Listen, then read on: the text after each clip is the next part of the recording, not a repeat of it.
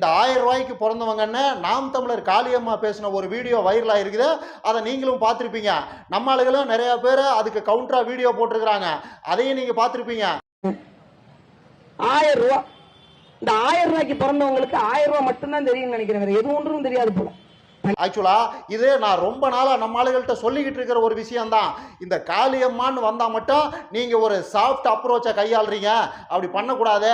இந்த காளியம்மா ஒரு கடைஞ்செடுத்த சல்லி. சீமானோட சேர்ந்ததுக்கு அப்புறம் அதுல ஏ கிரேட் என்ன சி கிரேட் என்ன எல்லாமே கடைஞ்செடுத்த சல்லிகள் தான். காளியம்மா இடும்பாவனம் கார்த்தினா மட்டும் ஒரு சாஃப்ட் அட்டாக்கை நம்ம ஆளுங்க பண்றாங்க, அப்படி பண்ணக்கூடாது. சீமானையும் சாட்டை துரைமுருகனையும் எந்த அளவுக்கு ஃபோர்ஸா நம்ம அட்டாக் பண்றோமோ அதே அளவுக்கு தான் இந்த காளியம்மாவையும் இடும்பாவன கார்த்தியும் அட்டாக் பண்ணோம் அப்படிங்கறதெல்லாம் நான் ரொம்ப நாளா சொல்லிட்டு இருக்கிற ஒரு விஷயம் தான். பெண்ணுங்கிறதுனால எல்லாம் இந்த காளியம்மாவுக்கு நாம எந்த கரிசனமும் காட்ட தேவையில்லைங்கிறதெல்லாம் நான் ரொம்ப நாளா சொல்லிக்கிட்டு இருக்கிற விஷயம் தான்.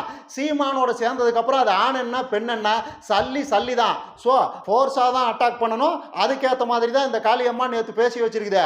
இந்த காளியம்மா பேசின மேட்டருக்கு அப்புறமா வர்றேன். அதுக்கு முன்னாடியே இந்த அம்மாவுக்கு அண்ணார் ஒருத்தர் இருக்கிறாரு, சீமான்னு பேரு. அவர் ஒரு மேட்டர் நேற்று பேசி இருக்கிறாரு.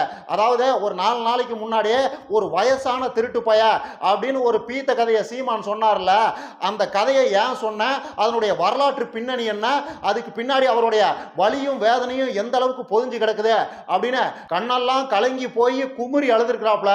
அது என்னன்னு பார்த்துட்டு வந்துருங்க.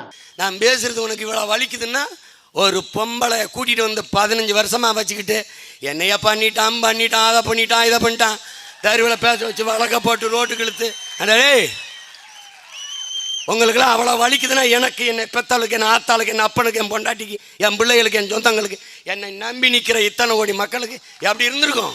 அதுக்கு ஜெயலலிதா அம்மா எடப்பாடியை நான் கொண்டாடுவேன். ஜெயலலிதா இந்த பொம்பளை, ஐயோ அம்மா இதான் வேலை, த்ரோ இட், தூக்கி போட்டு போயிட்டாங்க. 5 வருஷம் ஒன்றும் செய்யல. அப்புறம் எடப்பாடி 5 வருஷம் ஒன்றும் செய்யல. ஏன்டா கூமிட்ட தம்பிகளா, இந்த டம்மி பிசியெல்லாம் நீங்க எப்படா ஒரு தலைவன் கொண்டாடிக்கிட்டு இருக்கிறீங்க? எனக்கு புரியல. ஒன்றும் இல்லாத, உப்பு சப்பு இல்லாத, 10 பைசாவுக்கு உபயோகம் இல்லாத ஒரு பிரச்சனைக்கு இப்படி மேடையை போட்டு ஒப்பாரி வச்சுக்கிட்டு இருக்கிறாப்ல. இவரெல்லாம் எப்படா தலைவன் ஆக முடியும்? இவர் கையிலெல்லாம் அதிகாரம் கிடைச்சா நாமெல்லாம் என்னடா ஆகுறது? என்ன கணக்கல்ரா இந்த டம்மி பிசியெல்லாம் நீங்க கொண்டாடிக்கிட்டு இருக்கிறீங்க? இந்தாங்க சார் உங்க 4000 ரூபாய். எண்ணி 6 மாசத்துல லோனை முடிக்கிறேன். காசு பணம் புலங்குதோ? அப்படிலாம் ஒண்ணு இல்லப்பா. இப்ப நம்ம தமிழக அரசாங்கம் குடும்ப தலைவிகளுக்கு மாசம் 1000 ரூபாய் கொடுக்கறாங்க. அப்புறம் இலவச பஸ்னால மாசம் எனக்கு 1000 ரூபாய் மிச்சமாகுது. பத்தாததுக்கு மக்களை தேடி மருத்துவம் மூலமா வீட்டுக்கே வந்து வைத்தியம் பார்த்து மருந்து மாத்திரை எல்லாம் கொடுக்கறாங்க. மக்கள் நலத்திட்டங்கள் இனி அனைத்து மாநிலங்களிலும். இந்தியாவை காக்க ஸ்டாலின் அழைக்கிறேன். அரசியல்னா அட்டாக் பண்ணதான்டா செய்வாங்க. பொண்ணை வச்சு அட்டாக் பண்ணுவாங்க, மண்ணை வச்சு அட்டாக் பண்ணுவாங்க, கண்ணை வச்சு அட்டாக் பண்ணுவாங்க. இன்னும் எதெல்லாம் சிக்குதோ அத்தனையும் வச்சு அட்டாக் பண்ண தான் செய்வாங்க. அரசியல்னாவே ஒருத்தன் இன்னொருத்தனை கேவலப்படுத்த தான் செய்வான், ஒருத்தன் இன்னொருத்தனை குறை சொல்ல தான் செய்வான், ஒருத்தன் இன்னொருத்தனை தப்பானவன்னு காட்ட தான் செய்வான். அவன் ரொம்ப கேவலமானவன்னு அவனை தொடர்ந்து அட்டாக் பண்ண தான் செய்வாங்க. அதுக்குன்னு அதெல்லாம் ஒரு மேட்ருன்னு மேடையை போட்டு யாராவது புலம்புவாங்களா? அந்த மேட்ருக்காக தான் நான் இப்படி ஒரு திருட்டு கதையை கட்டி விட்டேன் அப்படின்னு இப்படி ஓப்பனா எவனாவது பேசுவானா? திரும்பவும் சொல்றேன், இந்த டம்மி பிசி எல்லாம் என்ன கணக்குல நீங்க தலைவன்னு நம்பிக்கிட்டு இருக்கிறீங்க? இதுல எங்களையெல்லாம் வேற சீமான தலைவனா ஏத்துக்கன்னு டார்ச்சர் கூந்தல் வேற பண்ணிக்கிட்டு இருக்கிறீங்க. சொல்லுங்கடா கூமுட்டைகளா. அதாவது உங்க நொன்னம் பேசுறது எப்படி இருக்குதுன்னா, இது வரைக்கும் தமிழ்நாட்டில் இருந்த எந்த ஒரு அரசியல் தலைவர் மேலேயுமே இப்படி ஒரு பெண் போய் புகார் கொடுத்ததில்ல, என்ன நம்ப வச்சு ஏமாத்திட்டார் இவரு அப்படின்னு எந்த ஒரு பெண்ணும் போய் தமிழ்நாட்டில் இது வரைக்கும் இருந்த எந்த அரசியல் தலைவர் மேலேயுமே எந்த ஒரு புகாரையும் இது வரைக்கும் கொடுத்ததே இல்லை. ஆனா இப்ப புதுசா முத தமிழக வரலாற்றிலேயே சீமான் மேலதான் இப்படி ஒரு பெண் போய் புகார் கொடுக்குறாங்க. அது அண்ணனுக்கு ரொம்ப கேவலமா போயிருச்சு. அதான் அண்ணனாலேயோ அண்ணனோட குடும்பத்தாலேயோ தாங்கிக்கவே முடியல. அதனாலதான் மேடை போட்டு அண்ணன் இப்படி கண்ணீர் விட்டு அழுகுறாரு அப்படிங்கிற மாதிரி இருக்குது. அட கூமிட்ட தம்பிகளா, எல்லார் மேலேயும் பெண்கள் அட்டாக் நடந்துதான் இருக்குது.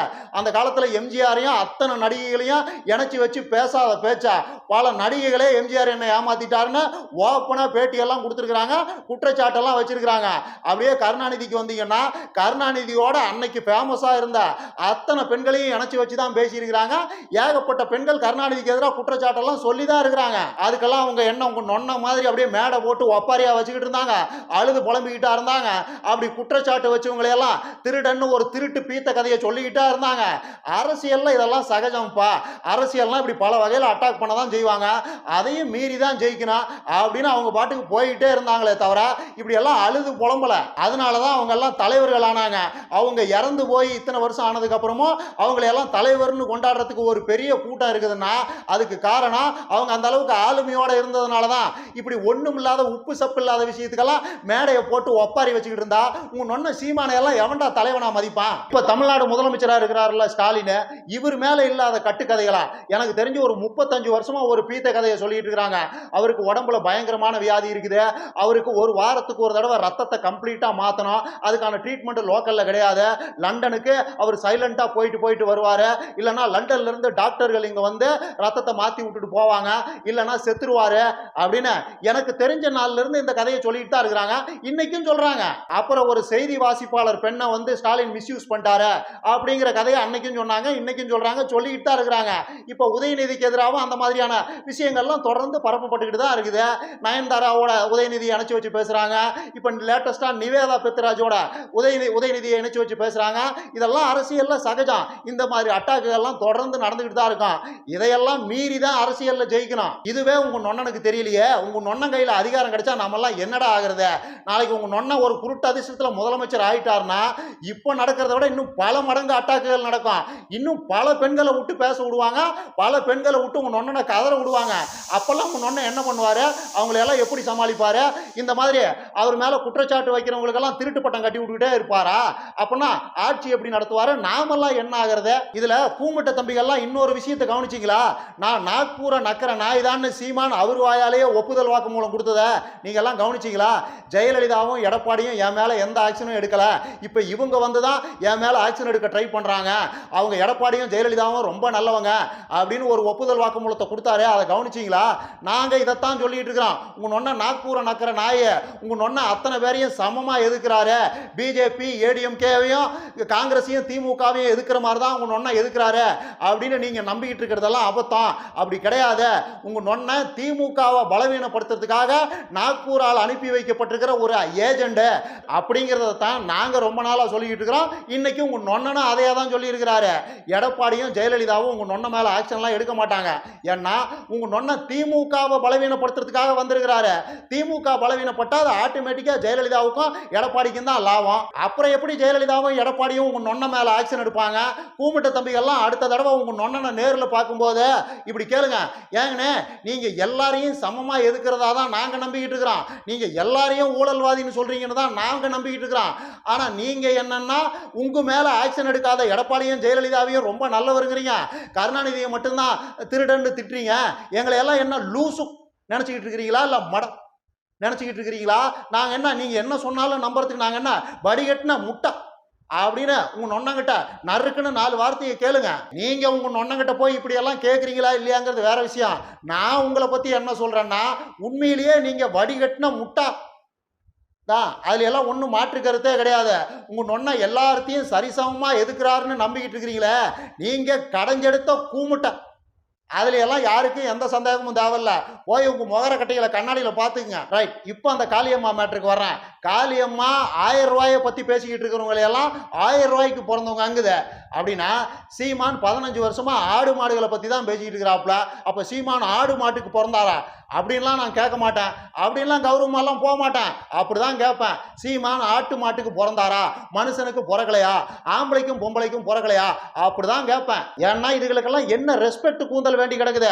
அவங்க 1000 ரூபாயை பத்தி திரும்ப திரும்ப பேசுவாங்க தான். அவங்களுக்கு ஜெயிக்கிறதுக்கு வக்கு இருக்குது, ஜெயிச்சுட்டு வந்து சொன்னதை செஞ்சு காட்டுறதுக்கு வக்கு இருக்குது, அவங்க பேசுவாங்க தான். உங்களுக்கு டெபாசிட் வாங்குறதுக்கே வக்கு கிடையாது.